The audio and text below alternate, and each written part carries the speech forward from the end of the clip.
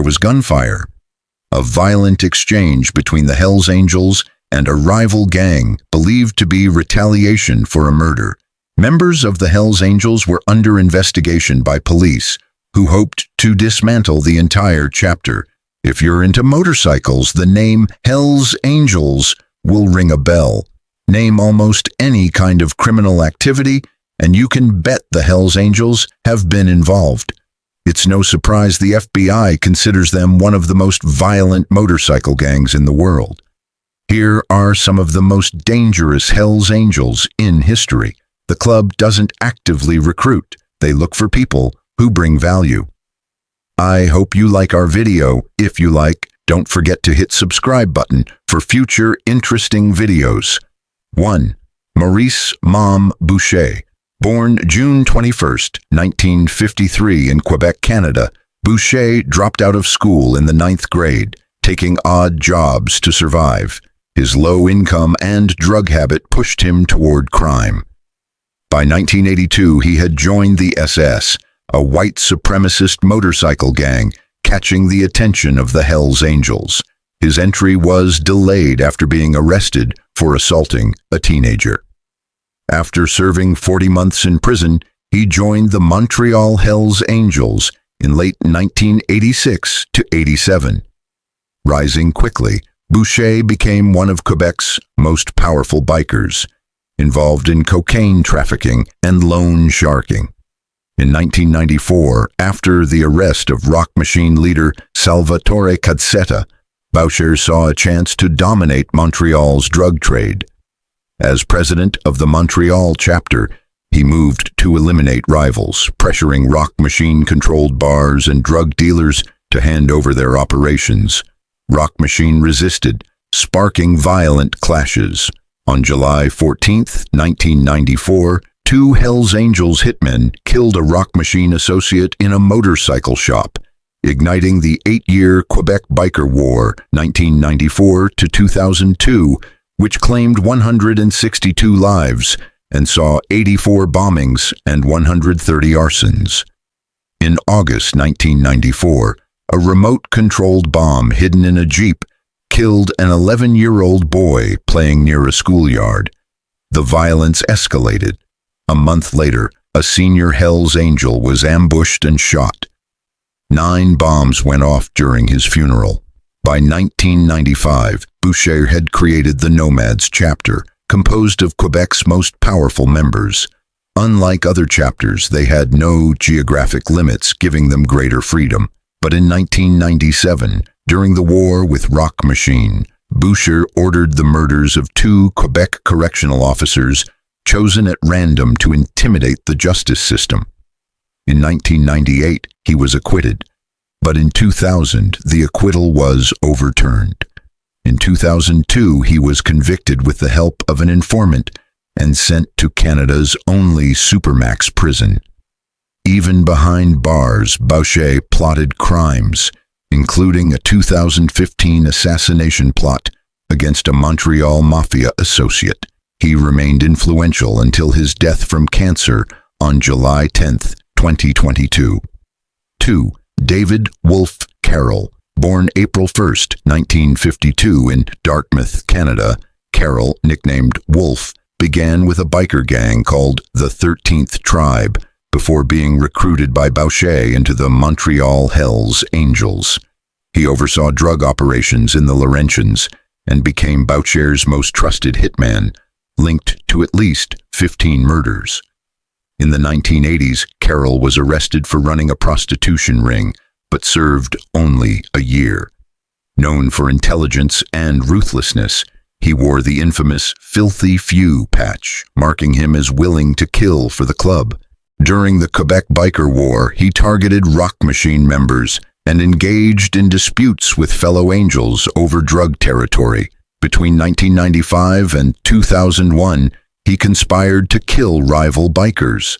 In 2001, police launched Operation Springtime and charged him with 13 murders. At the time, Carroll was in Mexico. An extradition request failed. Carroll disappeared and remains at large more than 20 years later. Paul Eishide. By day, Paul Eishide was a clean-cut stockbroker in Arizona. By night, he was a dangerous Hells Angel. On October 27, 2001, during a club meeting in Mesa, Arizona, Cynthia Garcia, a 44-year-old mother of 6, began insulting the club. The Angels beat her, stuffed her into a car trunk, and drove into the desert. She was stabbed nearly 30 times, and the killers attempted to behead her.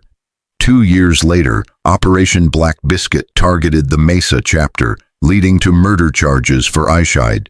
Granted bail, he fled in 2004 after cutting off his ankle monitor. In 2011, he was arrested in Argentina. Despite petitions to block his extradition, he was returned to the U.S. in 2018 to face charges. 4. Adam Lee Hall. In 2009, Massachusetts Hells Angel Adam Lee Hall assaulted David Glasser with a baseball bat over suspected theft. Glasser reported him, leading to Hall's arrest on assault, drug, and gun charges. In 2011, just before Hall's court date, Glasser, his roommate Edward Frampton, and friend Robert Chadwell disappeared. 11 days later, their tortured and dismembered bodies were found buried in a pit. Hall and accomplices were sentenced to life without parole. Bashinji, Alan Pasaro. On December 6, 1969, the Altamont Speedway Free Festival in California featured the Rolling Stones and other major acts. Instead of hiring professional security, organizers paid the Hells Angels $500 in beer to guard the stage. The Angels, drinking heavily, attacked concertgoers with chains and pool cues. As tensions rose, fights broke out. Denise Jukes, a local musician, was hit in the head with a beer bottle, suffering a fractured skull. During the concert, attendee Meredith Curley Hunter climbed onto a speaker box near the stage. 2 Hells Angels confronted him, with one grabbing his head, punching him, and chasing him into the crowd. 4 more Angels joined in the assault. Moments later, Hunter returned to the front of the stage, visibly angry. His girlfriend, Patty Boff, tearfully begged him to calm down and move further back into the crowd. She later said he was enraged, irrational, and so high he could barely walk. Concert footage showed Hunter pulling a .22 caliber revolver from his jacket and pointing it into the air. That's when Hells Angel Alan Pasaro, armed with a knife, rushed in from the side. Pasaro deflected the gun with his left hand and stabbed Hunter with his right. Witnesses said Pasaro stabbed him 5 times in the upper back. While Hunter lay on the ground, several other Angels stomped on him. Pasaro was arrested and charged with murder, but claimed he acted in self-defense. The jury agreed, and he never served prison time. Rumors suggested the clash may have been racially motivated, as Hunter was a black man with a white girlfriend. Something that would not have been surprising, given the Angels' history of violence toward people of color. Hunter wasn't the only casualty at the concert. 2 people were killed in hit-and-run accidents and another drowned in an irrigation canal. A year later, Pasaro himself was found dead in a suit, floating in Anderson Reservoir with $110,000 in his pocket. His cause of death was ruled drowning, though foul play was never proven. I hope you like our video. If you like, don't forget to hit subscribe button for future interesting videos. 6. George Wethern. George Wethern grew up in Oakland, California. At 16, he dropped out of school and joined the Air Force, but was discharged under undesirable conditions. He then joined the Hells Angels, quickly rising to vice president of his chapter due to his close friendship with President Sonny Barger. By 1970, Wethern left the club, but stayed in contact with members. His ties caught up with him when 3 bodies were discovered on his 156-acre ranch in Northern California. The land, allegedly purchased with club funds, was rumored to be used for disposing of bodies. One victim was a woman shot in the head. The other 2 were Angels, accused of plotting a coup. According to former member-turned-informant Whispering Bill Pfeiffer, The victims had been given coffee laced with LSD before being killed. Pfeiffer, terminally ill with cancer and serving time, struck a deal for immunity by testifying. Police raided Wethern's ranch, finding drugs, weapons, and bodies.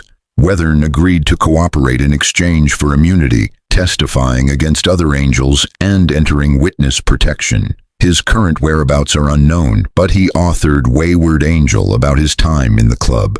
7. Michel Sky Langlois. A founding member of the Popeyes biker gang, Langlois was deeply involved in drug trafficking and contract killings. In the 1970s, the Popeyes battled rival gangs before merging with the Hells Angels in 1977.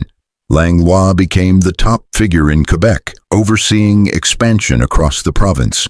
When the Montreal North chapter's violent behavior threatened the club's business, Langlois and others decided to eliminate it. This led to the Lennoxville Massacre of March 1985, where 5 members were killed. Arrested in July 1985, Langlois fled to Morocco before surrendering in 1988. He pleaded guilty to being an accessory to murder and served 2 years.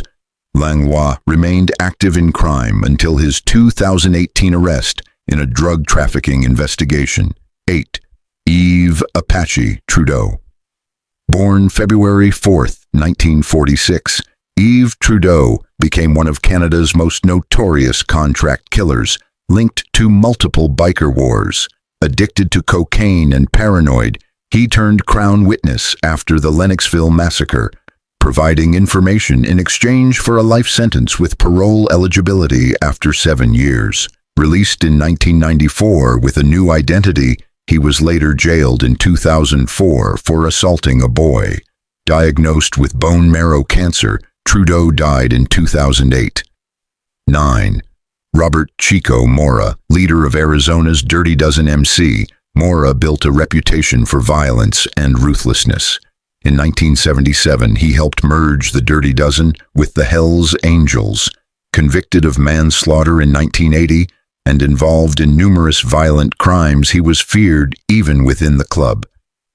Mora died January 1, 2014. His funeral drew a massive Hells Angels turnout. Onunchu Kadir Padir. In January 2014, a card game in Berlin turned deadly when 13 masked men stormed in, killing 26-year-old Tahir Uzbek in retaliation for an earlier stabbing involving a club bouncer. Padir, president of the Berlin chapter, was one of 11 convicted, 7 of whom were found guilty of committing the murder together. 11th, Zane Pihama Wallace. In 2019, New Zealand Hells Angel Zane Wallace brutally abused his partner, Jasmine Wilson, for months. She died from severe injuries in July that year. Wallace's parents and sister helped cover up the crime, misleading police and hospital staff. Wallace received life in prison with a minimum of 15 years and 6 months. 12. Jonathan Nelson, Russell Taylor, and Brian Went. In 2014, a feud led to the murder of Joel Silva, a Sonoma chapter member, over an alleged affair with another member's wife. Silva was lured to the Fresno clubhouse, shot in the back of the head, cremated, and his truck burned. In 2022, Nelson, Taylor, and Went were convicted and sentenced to life in prison. I hope you like our video. If you like, don't forget to hit subscribe button for future interesting videos.